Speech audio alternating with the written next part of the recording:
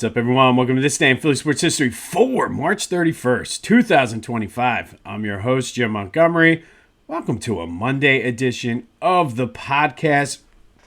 Big show today. It is Phillies Home Opener day. Lots to get to, so let's get right into it. Start with some quick housekeeping notes. Today is the last day of March. That means it's our last day of our Women's Big Five Hall of Fame Spotlight. We'll close that out later in the show. And then for April, got kind of a mixed bag of things going on. We've been talking about Lenny Wagner and his book on Walter French. Anything you need about that is in the description. But the book, titled Playing with the Best, One Man's Journey Through the Golden Age of Sports, is the story of Walter French. But as I mentioned, it's more than just that. It's also just what was going on in sports history at the time, the country's history. So it's a very entertaining read. You can get that wherever you get books. It's available on Audible. There's a link to Lenny's website in the description. But Lenny will also be doing a presentation and a book signing April 8th at the Mount Laurel Historical Society. I'm going to try to get out there to check Lenny out. But we're going to focus on Walter French over the next week. We'll do, starting tomorrow, look at his A's career as well as his professional football career, but just his story and what he has. And you guys know on here, I like to tell the story, excuse me, of the players, the era, and things like that. So Lenny Wagner, all the information you need. We'll be talking with him starting tomorrow. And then we did this last year, something similar, the Unfinished Business segment, where it was the teams that never won a title, whether they came up short in the championship, made the playoffs, beloved team, whatever it was.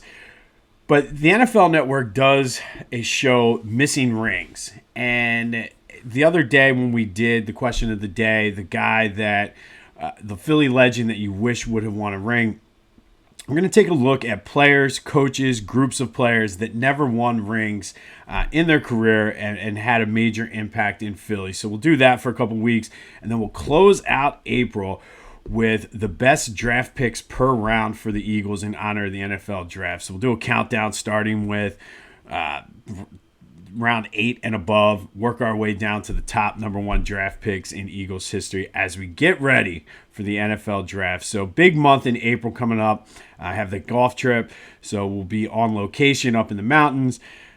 Phillies, Sixers, Flyers coming down the stretch, so we'll get all into that. But April's going to be a big month here on this day in Philly sports history. Be sure to follow me on social media, Jimbo_Mont on Twitter and TikTok. On Instagram, at PhillyJimbo. Subscribe to the YouTube channel and continue to spread the word. The YouTube channel is at Jimbo_Mont as well as we try to grow this thing. Good things are happening. I thank you for listening. But be sure to tune in to April and spread the word because we're going to have a lot of fun as the month goes on. All right, we'll start with some Eagles news. And I was at the Sixers game last night on purpose. But coming home, listening on the radio, apparently there was a report that came out on ESPN that the move to ban the Tush push is gaining a lot of momentum within the rules committee. Now, this is a different story than what was reported last week, but Stephen Jones, owner of the Cowboys, is, I guess, the head of the rules committee. And said, we need to take a look at this and make sure things are fair. And it does seem as though there's going to be a lot of support when they do the arguments. I guess they're going to present cases today, and the vote is tomorrow. And, I mean, it is what it is. At this point, I'm kind of so sick of hearing about it. But I do think it's kind of a bogus move to even have this vote because people can't stop it. But, I mean, it is what it is. And to me, if I was any team in the NFC, specifically in the NFC East, and knowing that you got to try to get a competitive edge, I would vote against it. So we'll see what happens. Like I said, the vote is tomorrow. I don't think it's going to impact the Eagles as much as everybody says it does because of the fact that Jalen Hurts is a beast when it comes to squatting, because the offensive line is so good. But we'll see what happens. That vote is tomorrow. But it is today's question of the day. Do you think the tush push will get banned tomorrow? Should it get banned? I mean, at this point, as an Eagles fan, yes, no way it should get banned. But if you really think about it logically, whether or not any of the Packers' arguments about pace of play and player safety are unfounded or just bogus BS, I would vote against it. If this was the Cowboys, I would do whatever I could to get a competitive advantage over one of my rivals. So will the tush push get banned tomorrow? 267-495-8531. That'll get you into the Back to the Future voice and text line.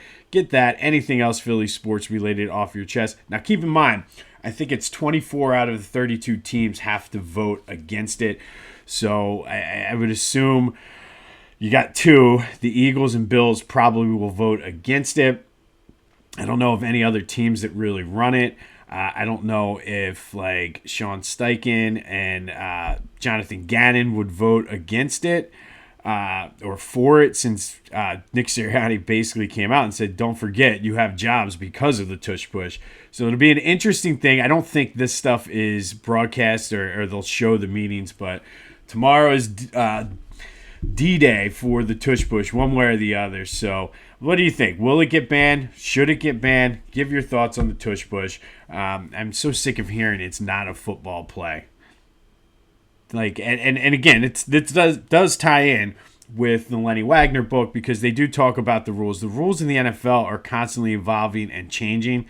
But to vote against something because a team does it well and you can't, seems a little weak to me. But give me your thoughts on the tush push. All right, the Final Four is set. All number one seeds, the chalkiest of chalk that ever chalked bracket this year. But that kicks off next week. But we do have some Big Five news. Villanova announced that they are hiring Kevin Willard as their new coach. Willard was the coach at Maryland, took them to the Sweet 16 this year. I'm not sure how I feel about this. And I'm anxious to see if there's any Nova people out there. What are your thoughts on Kevin Willard? I don't know if this is the splashy sort of hire that they need. I feel like the program itself is kind of in a do-or-die situation right now. Went from being in the Final Four to 3 years out of the tournament under Kyle Neptune. We'll see. Obviously, Villanova is a small school. However, I did see over the weekend, and I forget where I heard or read this, but they have a $7 million NIL fund, which I guess when you have your like a ton of guys from your Final Four teams playing in the NBA, they're going to donate. So I don't know if that's part of the reason why Kevin Willard decided to go to Nova, because I'm not sure if I'd leave the Big Ten to go to Nova in the Big East unless he's looking at this as a stepping stone as well, which again would not be good for Villanova. So if you're a Nova person, what are your thoughts on Kevin Willard? Like I said, it's not, to me, I'd just be like, eh. I mean, yes, he's done well at turning programs around and getting them to the tournament, but this is the furthest he's ever been this year when he took Maryland to the Sweet 16. So I don't know. It doesn't necessarily move the needle to me or for me, but let me know your thoughts if you're a Nova person, especially if they do have $7 million in NIL money. They could bring some guys in. So I don't know. Kevin Willard going to Nova doesn't move the needle for me, but what do I know? I'm a Nova hater. All right, Phillies. I mentioned home opener today. Weather permitting, there are supposed to be a line of strong thunderstorms coming through right after the game starts. So we'll see what they decide to do with that. They take on the Rockies. Cristopher Sanchez is on the mound.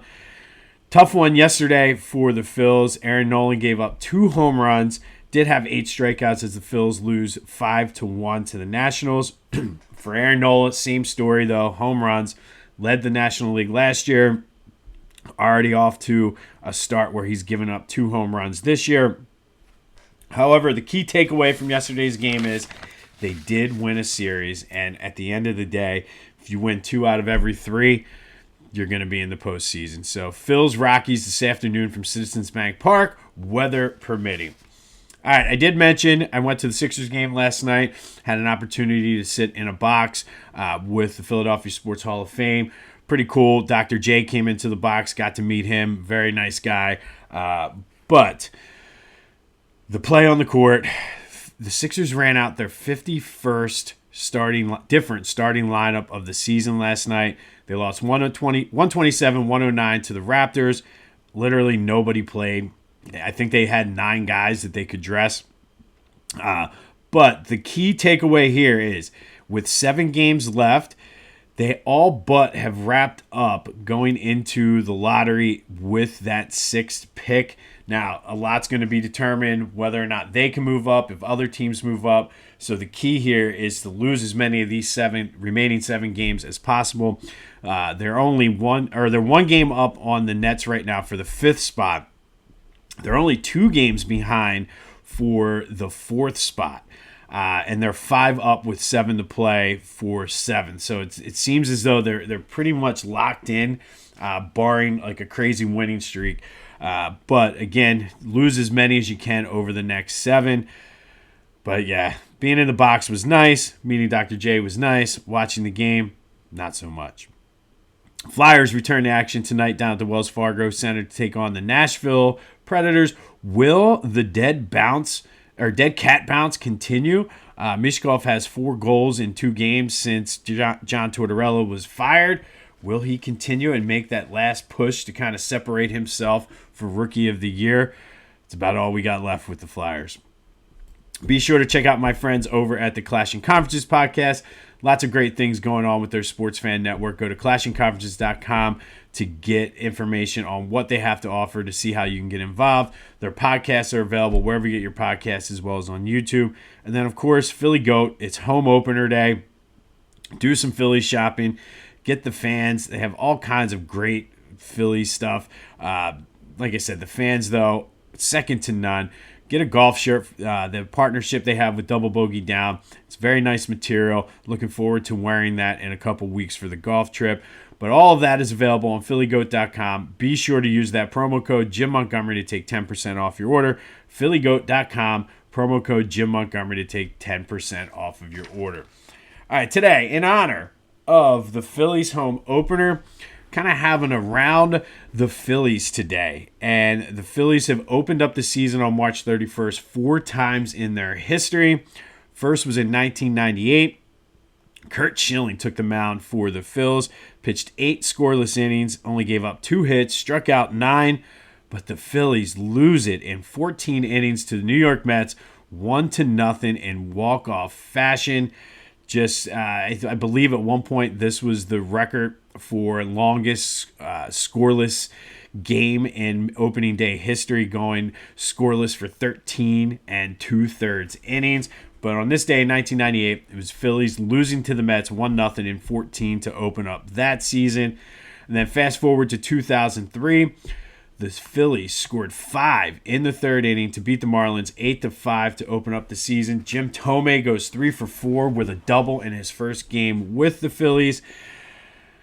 And then they just those teams were marred with disappointment, just getting so close, but like not being able to get there. And then this one might come as a surprise. 5 years later, in 2008, Phillies lose to the Nationals 11-6 to open up the season. Jimmy Rollins and Chase Utley each has home runs. However, we know how that turned out. Tom Gordon was not good out of the bullpen that day. And I always forget that the Phillies started off the 2008 season 0-1. And then finally, the fireworks were out in Texas in 2014. Phillies beat the Rangers 14-10. Cliff Lee, starting for the Phillies that day, gave up 8 earned runs on opening day. Jimmy Rollins had a homer and 4 RBI. Marlon Byrd had a home run, and Cody Ashing finished the scoring off for the Phils with a home run. He went 3 for 4 with a home run and a double. So the Phils 4-3 all time on this day, March 31st. They opened up the season in 98 with a loss. They opened up 2003 with a win. 2008 with a loss, 2014 with a win, and now that the Major League Baseball is opening the season a little earlier, they've played a few times on this date. Let's go out there and beat the Rockies today and make it 5-3 all time on March 31st. But on this day, Phils opened the season 4 times, 2-2 in Major League season openers, 5-3 all time on this date. But like I said, Cristopher Sanchez, I look to you to make it 5-3. And then finally today, our final Women's Big Five Hall of Fame spotlight is on Susan Moran. She played from St. Joe's from 1998 to 2002. She helped lead the Hawks to 2 NCAA tournaments, the Atlantic 10 Championship in 1999. She was 4-time All-Big Five and All-Atlantic 10. She was the Atlantic 10 Student Athlete of the Year and an Academic All-American in 2002. You know how that makes me feel. Love the Academic All-American. She was an honorable mention All-American for her play on the court that year. Started all 122 games during her college career. Led the Hawks in scoring and rebounding all 4 years. She is currently the all-time leading scorer in St. Joe's Hawk history. She was inducted into the St. Joe's Hall of Fame in 2010, Big Five Hall of Fame in 2009. She was a part of the Atlantic 10 inaugural Legends class, which is essentially their Hall of Fame. Her number is retired, one of 2 numbers to be retired by the St. Joe's Hawks.